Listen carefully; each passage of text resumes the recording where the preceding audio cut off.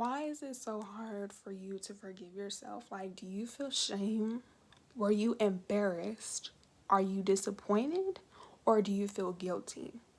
You see, there could be multiple reasons on why you personally have a hard time forgiving yourself, but as your favorite mental health specialist, what I observe and what I'm going to inform you in this video, the reason why majority of people have a hard time forgiving themselves is because they were not taught emotional intelligence. And what I mean by being taught emotional intelligence is communicating verbally how they feel.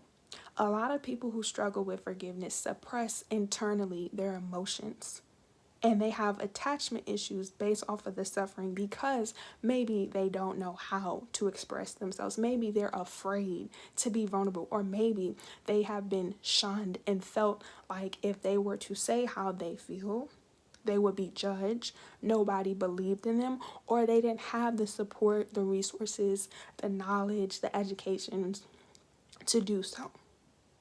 In order for you to forgive yourself, you have to have a level of awareness and understanding and comprehending that the choices that you made where you weren't too proud of were a result of the lack of knowledge, being ignorant, being naive, once again, not having support, guidance, wisdom, or discernment. So, when it comes to you forgiving yourself, the first thing you have to start doing is practicing being gentle. If you made certain choices in your past with what you had, the knowledge and the resources, that's all you could do at that time in the moment.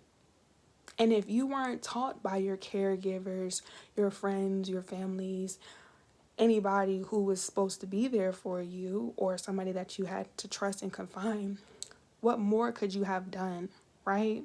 So, learning to forgive yourself is just acknowledging and validating that you felt the way you did and you did what you did based off of what you knew and what you had. And it's not a bad thing. A lot of us make choices based off of the resources that we have in the moment. And sometimes it's not until we've been removed from that moment or time has gone by that we're able to oversee and perceive the situation and reflect on how it affected us, right? And how we choose to handle the situation. So, your forgiveness is something that's going to take time. Like, there's no right or wrong way to heal yourself. So, always take what resonates and leave the rest. The second thing that you must be aware of with that information is knowing that you are allowed to feel how you feel. So, if you made certain choices and you were disappointed, you were angry, you were naive, it's okay. Nobody gets to tell you how you get to feel, how long you get to. And you guys, my camera got cut off. So the last thing I believe I was saying is that nobody gets to invalidate your experience because nobody knows how you feel. You're the only person who knows how you feel. And there's no timeline to healing or feeling. So healing can take months, days, weeks. Do what works for you. Take your time. Don't rush it and don't force it. But you just have to learn how to be gentle and kinder to yourself, because if you made certain choices in your younger years of life, you may not have been subconsciously or consciously aware of the result, the outcome, or the consequences, or how it was going to affect you. Like, most people don't know if they're making choices and they've been limited certain access or certain knowledge or certain resources, It's not until after everything has happened that you realize, like, okay, I definitely could have avoided that, or I shouldn't have said this, or I shouldn't have did that, etc. But you did. And learning to give yourself grace is the main way you're going to continue to forgive yourself, and how you're going to start forgiving yourself. Because if you apologize to yourself, which is something I'm going to tell you guys to do, and you mean it, and you don't make these choices again, you can move on. It's not something that you have to hold on to. Like, you don't have to hold on to your suffering. Okay? So the second thing is validating your experience. So because you were maybe angry and frustrated because you lacked knowledge, you didn't have support, or maybe you were disappointed in yourself or just others, right? The people, places, and things who maybe affected you. It's okay that you were mad. It's okay that you felt frustrated. It's okay that you feel like furious. You validating how you feel and accepting it, once again, doesn't mean that you have to stay stuck and stagnant and be mentally unstable or emotionally disconnected. It's okay to be mad. It's okay to be sad. But sitting and dwelling is not healthy, and it's not changing anything. And you can't go back in time. I'm pretty sure all of us would get a time machine and go back in time. You could go forward, like you could time travel to like different countries and continents, etc. But we can't go backwards, right? So feel the anger, feel the frustration, verbally express it, write it down physically in a journal, go to a therapist, talk to your cat, talk to your neighbors, talk to somebody that you can find in. If you have the God, ancestors, universe, pray, fast, right? Book a session with me at my website at tygoddesssetmore.com. Release it. Verbally express that you were mad, like validate yourself. Say, you know what? I was mad because at the age of 10 years old, etc., etc., etc., what has happened to you.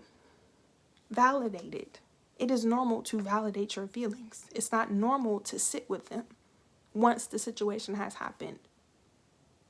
Or, like, for example, I can give myself one. At 20 years old, I did used to feel angry because my father passed away and I didn't talk to him before he died. It made me feel some type of way. That's a real life thing that happened to me. I'm allowed to say that. You're allowed to say whatever it is that you felt in that moment at that time. We just have to learn from the choices that we make. It's not the end of the world. And the longer you hold on to this trauma, rather you were touched on inappropriately. Sorry, you guys, I just got a notification on my phone. Whether you was touched on inappropriately at an early age, whether you experienced poverty, whether you were abused psychologically, mentally, express how you feel. And with you expressing how you feel and validating your emotions, trigger warning, you're going to go through withdrawals. Like I said, it's normal to be mad or even scared in the moment because you didn't know how to tell anybody, or if you did, nobody believed in you, or people were abusing you still, or they enabled it, right? Say that. You have to release it. And another way to validate yourself is physical validation, like going to the gym, going for a walk, expressing yourself in some type of creative outlet like activities or hobbies, or even just resting to validate how you feel. So the third thing, as you're learning to be gentle to yourself, as you're validating yourself, is actually apologizing to yourself. Out loud, verbally, most importantly. There's a technique that I've had and recommended to my supporters, to my subscribers, and people that I work with, and it works. And it's called the mirror challenge. I challenge them to go into any bathroom or anywhere where they have a mirror to sit with themselves and just apologize to themselves for the situations that they were in, regardless if it was their fault or somebody did something to them. And the reason why this is really effective is because you owe it to yourself. Sometimes you have to apologize to yourself. And that's the biggest step. If you're dealing with a lot of trauma and dysfunction and abuse and stuff like that, the first person you need to apologize is yourself. Even if you were right, even if you were wrong, apologize to yourself first. If you can apologize to yourself, you can apologize to other people. But that's a different topic for a different video. Apologize to yourself for not knowing what you know now. And when you're apologizing to yourself, whether it's in the mirror or verbally, verbally to yourself or someone that you know and can trust, or to the universe, God, ancestor, or physically in like a journal, just saying that you're sorry and apologizing to yourself, make the decision to not do it again. Once you apologize to yourself, you got to make a commitment that certain things are not going to continue. You are no longer going to allow it to happen because you do know better now. So I think that was 1, 2, 3. Are we on 3 or 4? Let me know, you guys. Like I said, my camera got cut off. I'm so... but I'm not going to dwell on it. I'm just going to keep going. So I think this is like 4 or 5. And then I'm going to end the video off here because I don't remember what I said. I mean, of course, I could rewatch it afterwards. But I want to keep this like so you guys can see that as human beings, we all go through things. And we're all just doing the best that we can with what we have. So I think the 4th and 5th thing is just knowing that it's not the end of the world. And if you do steps 1 through 4 or 3, whichever one I left off on, you're not going to continue to make the same choices if you know how it's affected you. Like, why would you do that to yourself? And you have to know that you validating yourself is not for anybody else. Even if you do try to tell people information and they don't want to believe you, as long as you know what happened, that's all that matters. Getting revenge is not going to help you. It's temporary, because if you try to get, especially like physical revenge, there's going to be consequences of it. It's not worth it. You don't have to be angry forever. Like, and that may be the next topic for the next video, but like, suffering is a choice. You don't have to stay attached to situations forever.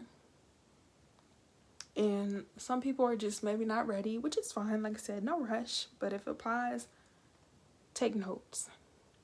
You got to take each day for what it is and just choose to be there for yourself. Like, when you make a commitment to yourself, you're committed to everything else. You're committed to YouTube.